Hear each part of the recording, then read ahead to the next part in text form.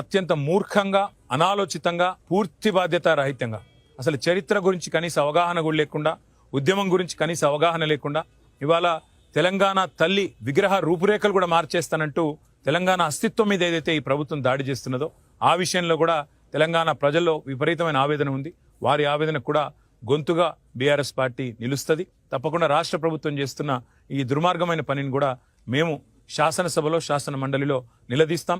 తెలంగాణ ప్రజల తరపున కొన్ని సూటి ప్రశ్నలు వారిని అడుగుతాం అనే మాట కూడా మీకు విజ్ఞప్తి చేస్తా ఉన్నాం. ఒకవైపు వ్యవసాయాన్ని సంక్షోభంలో నెట్టి, మరొక వైపు ఈరోజు గ్రామ పంచాయతీల్లో కూడా కనీసం అక్కడ సంక్షోభ పరిస్థితులు నెలకొని ఉన్నాయి.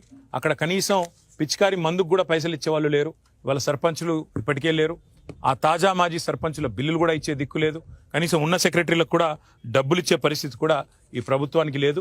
పల్లె ప్రగతి పేరిట చక్కగా నడిచి కార్యక్రమాలు నడిచి దేశంలోనే అత్యుత్తమ గ్రామాలు ఎక్కడున్నాయంటే తెలంగాణలో ఉన్నాయనే విధంగా మరి పంచాయతీరాజ్ను నడిపించిన బీఆర్ఎస్ ప్రభుత్వ ఆలోచన విధానం మరి ఈరోజు కాంగ్రెస్ మొత్తం నాశనం చేస్తూ ఉంది.